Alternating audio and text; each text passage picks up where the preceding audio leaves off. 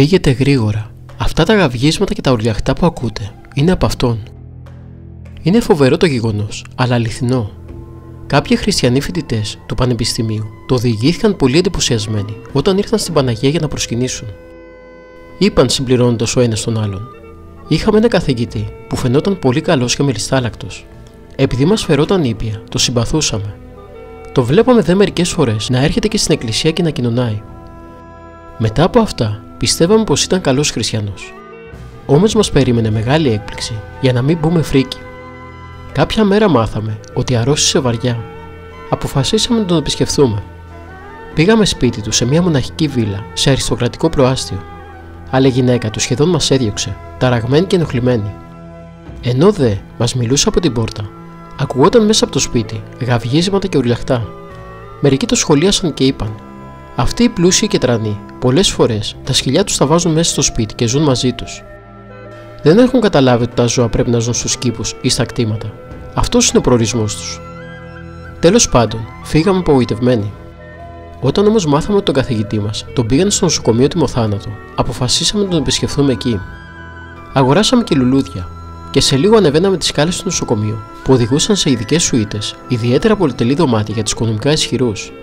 Καθώς πλησιάζαμε, πάλι σκυλιά ακούγαμε, πάλι ουρλιαχτά. Ένας είπε αγανακτισμένος: και εδώ σκυλιά, ούτε στο νοσοκομείο δεν τα αποχωρίζονται. Εκείνη τη στιγμή έβγαινε από ένα διαμέρισμα η προϊστάμενη, η οποία έτυχε να είναι γνωστή ενός φοιτητή της συντροφιάς μας. Μας ρώτησε λοιπόν ποιον θέλαμε, και όταν άκουσε το όνομα, ταράχθηκε και μας είπε: φύγετε, φύγετε γρήγορα. Αυτά τα γαυγίσματα και τα ουρλιαχτά που ακούτε είναι από αυτόν. Δεν υπάρχουν σκυλιά. Έχει φοβερή αγωνία και επιθετικότητα. Σηκώνεται και παλεύει με αόρατους για μας εχθρούς. Οι νοσοκόμες αρνούνται να μπουν στο δωμάτιό του. Μάθαμε ότι άνοιγε σε μια σκοτεινή αίρεση που είναι αντίχρηστη και αντίθεη. Εκεί Θεό έχουν το μαμονά, το χρήμα και την ανθρώπινη δόξα. Μα αυτός κοινωνούσε, παρατήρησε ένας από εμάς. Ίσως γι' αυτό η ευθύνη του είναι μεγαλύτερη. Ήθελε να κοροϊδέψει το Θεό και τους ανθρώπους, αλλά ο Θεός ου μη κτηρίζεται. Παρατήρησε η προϊσταμένη λυπημένη και συνέχισε: τώρα οι δαίμονες που έχουν δικαιώματα επάνω του απαιτούν την ψυχή του. Κάντε του λίγη προσευχή, παιδιά μου, να τον ελεήσει ο Θεός, μας προέτρεψε φιλάνθρωπα. Φύγαμε από εκεί, πολύ προβληματισμένοι.